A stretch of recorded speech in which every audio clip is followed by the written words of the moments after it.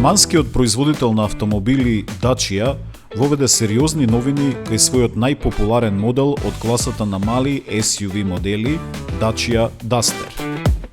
Во моделот кој е најодговорен за враќањето на романската фабрика на автомобилската сцена, откако влезе во прегратките на групацијата Renault, се вградува нов хибриден мотор Hybrid G150 со погон на сите тркала, кој ќе биде достапен и кај поголемиот брат Bigster. Она што е интересно е што хибридната технологија се меша и со B-Fuel или двогоривната технологија, бидејќи примарно моторот е погонуван од мотор на бензин и течен нафтен газ или LPG. А комбинацијата на двогоривниот мотор со хибридната технологија и погонот на сите тркала представува светска премиера на овој систем. Кај овој нов мотор во Duster имаме комбинација на 1,2 литарскиот мотор со моќност од 140 коњски сили, 48 волтен благ хибрид на предната оска со електричен мотор на задната, кој испорачува моќност од 23 киловати или 31 коњска сила. Со тоа, максималната моќност на возилото изнесува 154 коњски сили со вртежен момент од 230 Нм за моторот со внатрешно согорување и до 87 Нм за електричниот мотор. Моторот со внатрешно согорување е спарен со автоматски менувач со двојна спојка со 6 брзини, со команди на воланот, а електричниот мотор со менувач кој има 2 брзини. Менувачот со 2 брзини со електричниот мотор на задната оска е исто така светска премиера. Тој испорачува висок вртежен момент на тркалата при ниски брзини во првата брзина, со што се максимизираат способностите за офроуд возење, а во втора брзина тој нуди поголема моќност, електрично возење, моторно сопирање и офроуд перформанси. Кога возилото се движи на рамен пат со константна брзина, овој менувач може да се држи во неутрална позиција, што овозможува намалена потрошувачка на горивото во two-wheel drive модот. Како резултат на поврзаноста на електричниот мотор со задните тркала, литиум-ионската батерија сама се полни при сопирање и забавување на брзината, па погонот често може да оперира во електричен мод. Според производителот, во услови на урбано возење, новите Duster и Bigster, опремени со погонот Hybrid G 150 4x4, може да оперираат до 60% од времето на возење на струја. Овој уникатен систем има потенцијал да ги искористи сите своји елементи и да обезбеди најекономично возење, имајќи предвид дека цената на течниот нафтен газ е на рекордно ниско ниво, а при тоа добивате и автомобил за кој нема да се грижите за рангот на километри, бидејќи со двата резервоари за бензин и течен нафтен газ од по 50 литри, Dacia Duster може да помине 1500 километри без дополнување.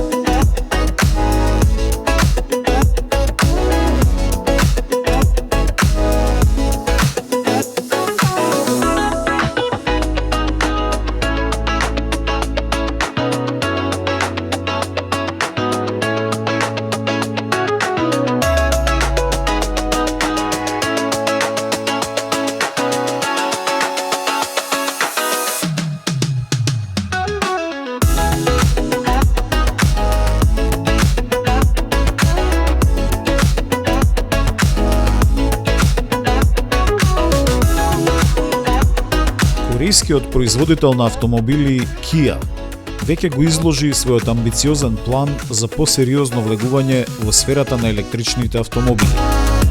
Неговите веќе промовирани модели EV6, EV9 и EV3 веќе се закитија со огромен број на награди и признанија во својата класа и ја потврдија сериозноста на Kia во сферата на електрификацијата.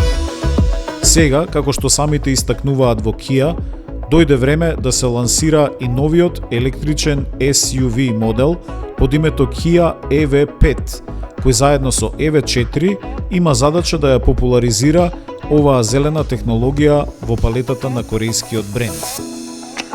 Според председателот на Kia Corporation, Ho Sung Song, моделот EV5 е направен за да им се допадне на пошироките потреби на клиентите, со посебен фокус ставен на миленијалните клиенти. Овој автомобил треба да биде дом далеку од дома, во кој се комбинираат напредната конективност и динамичното возно искуство, при што особено на младите семејства им се нуди идеално скроено решение за секој животен стил. Моделот EV5 е издигнат на eGMP EV платформата. Опремен е со батерија од 81,4 kWh и мотор од 160 kW, кој треба да понуди ранг од 530 km со едно полнење. Полнењето од 10 до 80% на батеријата на брз полнач трае околу 30 минути. Овој електричен SUV автомобил е долг 4610 мм, широк 1875 мм, што нуди добар комфор во интериерот. Ако го погледнеме надворешно, на предницата на новиот EV5 е поставена мускулеста хауба со тродимензионални Star Map дневни светла како нова интерпретација на тигарското лице на Kia. Чисто, високотехнолошко и лесно препознатливо. Гледано странично, EV5 има навидум коцкеста, но истовремено и динамична силуета, со геометриски контури и храбро поставени вертикални линии кои даваат силен визуелен волумен. Моделот има алуминиумски тркала со големина од 18 и 19 инчи. Ако ја погледнеме задницата, доминира широката задна хауба со вертикално поставени стоп светла, кои дополнително го истакнуваат SUV дизајнот на овој електричен автомобил.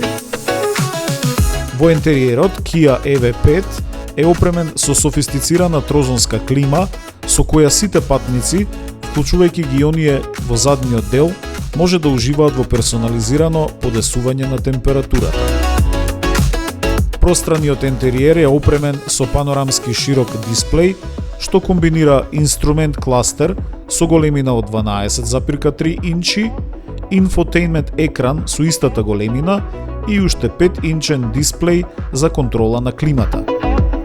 Како опција може да се порачи и head-up дисплеј кој ги проектира најважните информации во видното поле на возачот на предното ветробранско стакло. Кога не се користат седиштата на вториот ред, може истите да се склопат до 0 степени, со што директно се поврзуваат со багажниот простор и формираат голем простор за складирање, повторно идеално скроен за млади семејства. EV5 исто така нуди и Pet Mode, со кој се одржува оптималната внатрешна температура, со која се гарантира комфорот и на евентуалните миленици кои се возат или чекаат во автомобилот, што е дополнително својство насочено кон дефинирањето на автомобилот како автомобил соодветен за семено користење. Луѓето од Kia во EV5 ги вградиле најнапредните системи за безбедност на возачот и патниците, а тука се и системите за асистенција на возачот при управување на автопат, како и системот за асистенција на паркирањето оддалеку. Што се однесува до возењето, бидејќи батеријата е поставена ниско во подот, се постигнува понизок центар на гравитацијата, кој пак ги подобрува стабилноста и агилноста, споредено со други SUV модели. Новиот Kia EV5 ќе започне да се испорачува во Кореја и Европа во втората половина на 2025 година.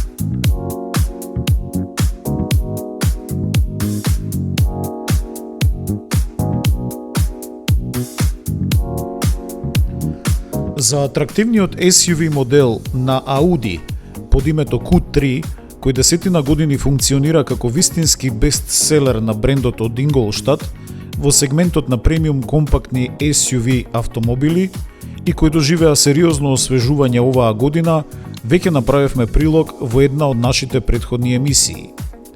Компактниот SUV кој за прв пат беше лансиран во 2011 година и досега се продаде во околу 2 милиони примероци, денес ја живее својата трета генерација. За оваа емисија решивме накратко да се осврнеме и на моделот Audi Q3 Sportback.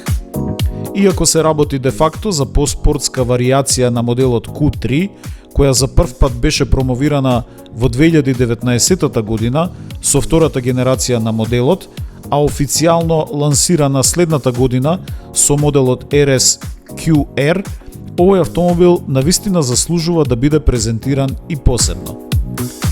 Главната разлика помеѓу Q3 и Q3 Sportback секако е во дизајнот. Додека Q3 има покласичен SUV стајлинг и дизајн, Sportback, како што кажува и неговото име, има поспортски линии во форма на купе, кои се спуштаат од без столбот надолу. Спуштените линии во задниот дел на кровот за околу 29 мм логично го прават Sportback понизок од неговиот брат Q3 и го кратат просторот за глава на задната клупа.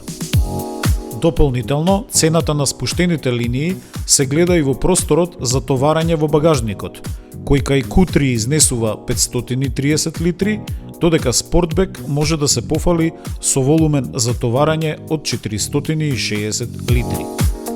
Втората разлика е и во задното светло, кое во форма на LED линија, кај Sportback моделот се протега по целата задница на автомобилот. Во поглед на моторите нема разлики. Двата модели ја користат истата технологија и мотори, истите бензински или дизел турбо мотори, а може да се избере и плагин хибридниот модел со моќност од 200 киловати. Имајќи ги сите овие работи во предвид, јасно е дека Sportback останува само козметички рафиниран Q3 со изразени спортски линии, но модел кој несомнено и покрај загубата на комфор и волумен во багажникот, сепак ќе остане јасен фаворит, особено кај клиентите од помладата генерација.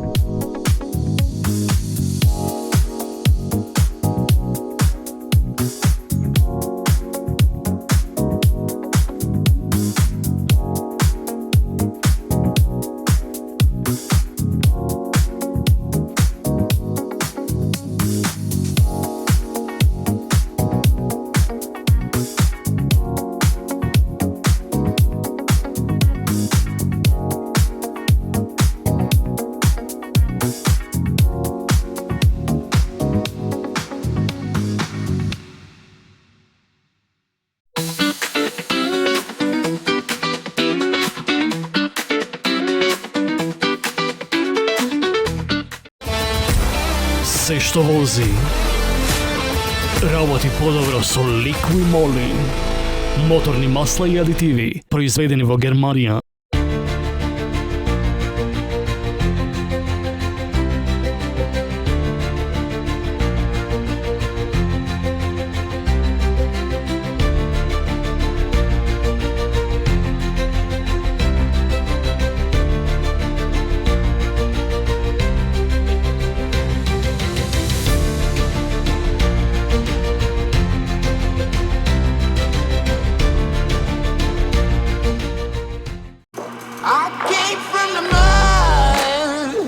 There's dirt on my hands, strong like a tree. There's roots where I stand. Oh, I've been running from the law. Hope they won't shoot me down for the sleepless night.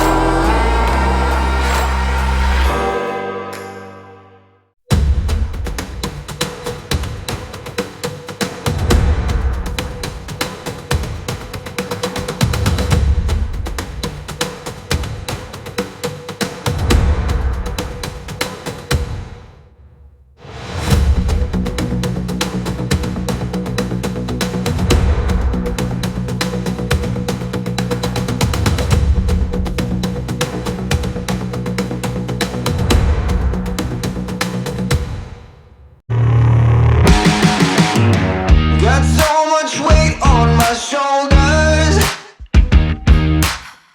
enough to knock me out, but I'm still holding the throne. You never know till it's over. You want an honest man, but you don't understand. I won't be here when you wake up again. You want an honest man, but you don't understand. I won't be here when you wake up again. You want an honest man.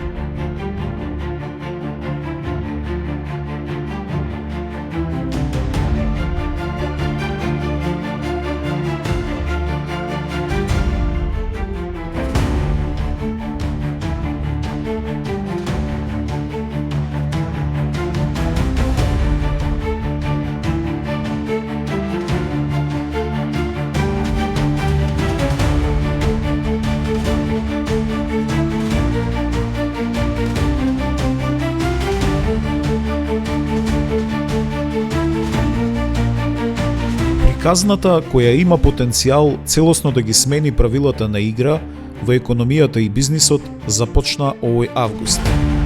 Како во заплеткан акцијски трилер, сериозна група на хакери го нападнаа компјутерскиот систем на британскиот гигант Jaguar Land Rover, кој работи и функционира под капата на индискиот бизнис конгломерат Tata. Софистицираниот сајбер напад беше толку силен што го натера Jaguar Land Rover на 1 септември 2025 година да ги исклучи своите компјутерски системи. Тоа значеше и комплетно запирање на производството. Запреното производство пак значеше и времено замрзнување на работните односи на 30.000 луѓе директно вработени во фабриките на Jaguar Land Rover во Велика Британија и на уште околу 100.000 работници вработени во околу 5.000 компании, подизведувачи или добавувачи во ланецот на овој глобален голем систем. Системите за порачки на возила кај дилерствата исто така беа замрзнати, а времено се загуби и комплетната база на податоци за клиентите.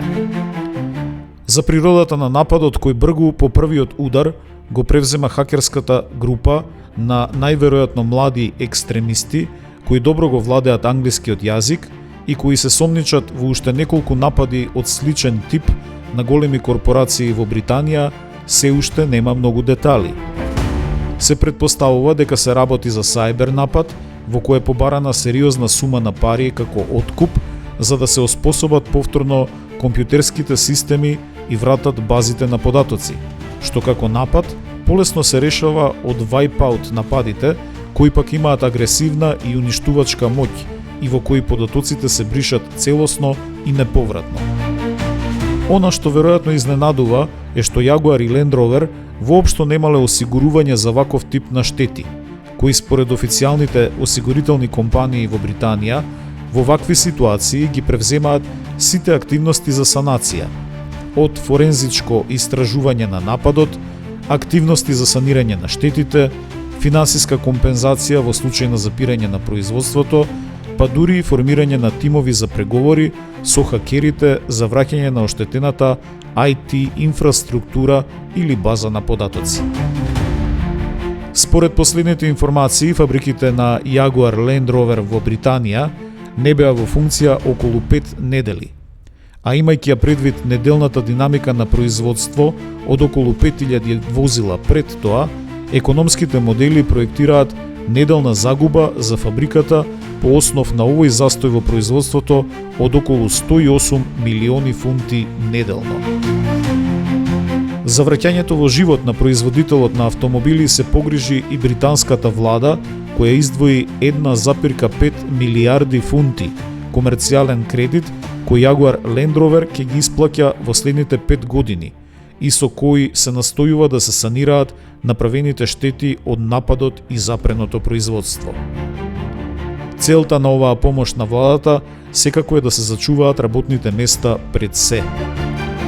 Направените анализи пак велат дека овој напад ќе биде најсериозниот сајбер атак во историјата на Британија, кој локалната економија ќе ја чини најмалку 2,2 милиарди евра. По повеќе неделната голгота, фабриките на Jaguar и Land Rover полека се враќаат во функција, зашто сведочи и краткото интервју на Луис Вара, глобалниот директор на производство на Jaguar Land Rover. Да го слушнеме и неговото излагање.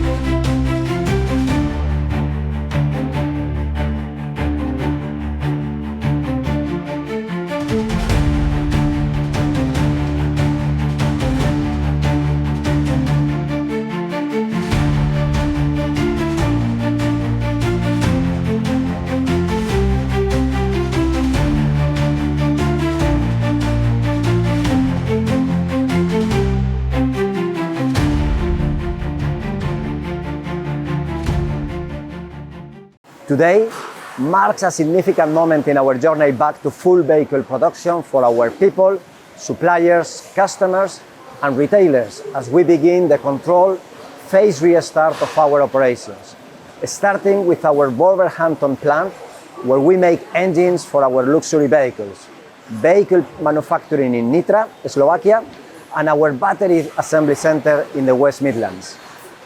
Colleagues will also begin to return today to our stampings operations in Castle Bromwich and Hayleywood, closely followed by a restart of Range Rover production lines in Solihull this Thursday. Wolverhampton is one of the first sites to restart production because it's where we build all of the engines for JLR's vehicles ahead of vehicle production taking place. Today, we've welcomed back 1,000 employees to Wolverhampton, and there is a strong sense of unity and momentum as we get back to doing what we do best, building quality luxury vehicles for our customers.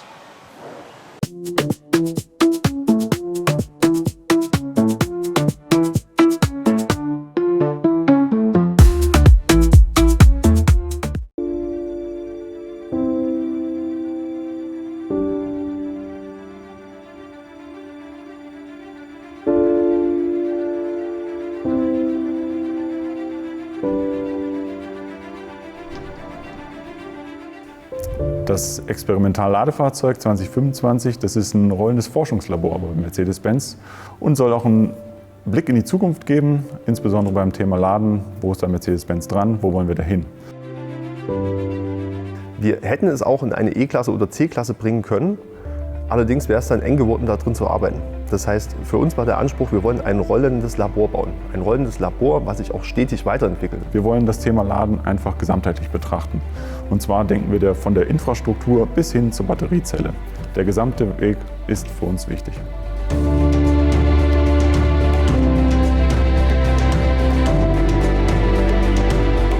Also die größte Herausforderung in dem Projekt ist es einfach gewesen, so viele unterschiedliche Technologien in einem Fahrzeug zu vereinen. Wir haben verschiedenste Ladekomponenten von induktiven Laden, automatischen Laden, Solarladen, Roboterladen und ultraschnelles Laden. Und gerade dieses ultraschnelle Laden bedingt eine tiefgreifende Änderung in der Fahrzeugarchitektur. Dazu gibt es zwei Technologien. Einmal das CCS 1000, das bedeutet, mit dem aktuellen Ladestandard CCS 2 steigern wir die Stromstärke auf 1000 Ampere.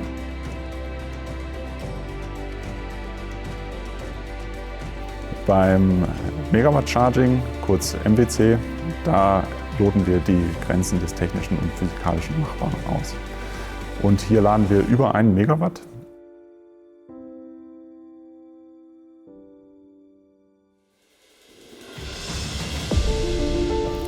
Beim Hochleistungsladen spielt das Thema Thermomanagement eine ganz besondere Rolle. Insbesondere beim Schnellladen entstehen halt extreme Abwärmen, die halt um ein Vielfaches höher sind als bei Serienfahrzeugen.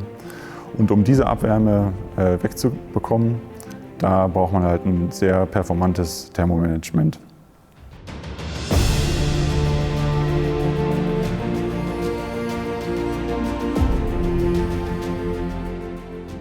Mein Lieblingsfeature bei diesem Projekt ist nicht nur das Hochleistungsladen, das ist eine absolut tolle Sache, sondern auch genau praktisch die andere Seite der Medaille, wie erlebt der Kunde unser Fahrzeug. Und Schnittstelle zum Kunden sind unsere Ladeklappen. Dazu haben wir 5 verschiedene Arten von Klappen verbaut mit unterschiedlicher Kinematik, unterschiedlichen Bedienkonzepten und auch Anzeigekonzepten, einfach um praktisch erlebbar zu machen, welche Möglichkeiten wir als Hersteller haben, das Kundenempfinden zu verbessern.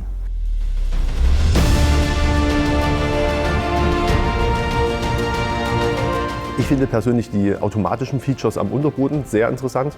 Wir haben 2 Systeme in dem Fahrzeug. Wir haben ein Wireless Power Transfer System, das heißt, das ist ähnlich wie beim Handyladen in einer induktiven Ladeschale. Wir packen 2 Platten übereinander, beziehungsweise das Fahrzeug wird es dann automatisch können.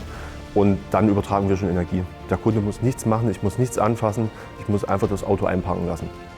Das zweite Feature, welches wir einsetzen, ist ein automatisches konduktives System. Das heißt, es wird eine physische Verbindung zwischen der Infrastruktur und dem Fahrzeug hergestellt, was wir an der Hinterachse untergebracht haben. Da gibt es verschiedene Möglichkeiten, wie man das gestalten kann. Eine Möglichkeit ist es, dass die Infrastruktur sich mit dem Fahrzeug von unten verbindet. Die andere Möglichkeit ist, dass das Fahrzeug von oben sich mit der Infrastruktur verbindet. Wir probieren in dem Fahrzeug beides aus, weil wir einfach wissen wollen, was hat den höchsten Kundenmehrwert und wo haben wir am wenigsten Aufwand, das zu integrieren in etablierte Baureihen und auch in die Infrastruktur. Bidirektionales Laden bedeutet, dass man nicht nur das Auto laden kann, sondern auch entladen kann und somit die Energie zur Verfügung stellen kann für vielseitige verschiedene Zwecke. Man kann sie verwenden, um Vehicle-to-Load zu machen, das heißt irgendwelche elektronische Verbraucher, wie man es zu Hause auch kennt, einzustecken und zu versorgen. Im ELF haben wir sogar noch ein bisschen weiter gedacht und einen Baustromversorger Baustromverteiler damit angeschlossen. Vehicle-to-Grid trägt netzstabilisierend dazu bei, indem es bei Überschüssen im Markt das Fahrzeug geladen wird und beim Energiemangel im Markt oder im Netz wieder zurückgespeist werden kann. Und mit dem Solardach in dem ELF wollten wir auch untersuchen, wie nachhaltige Energiegewinnung direkt mit der Sonne auch einen Mehrwert für das Gesamtfahrzeug bewerkstelligen kann. Der ELF 2025 bedeutet eine sehr große Spielwiese. Wir können hier Technologien ausprobieren, die es bisher halt nicht gibt, die weitreichend in die Zukunft schauen können. Das ist einfach ein Ausblick, wo man sich auch ingenieursmäßig ganz toll austoben darf und die Grenzen des Machbaren einfach zeigt. Ja.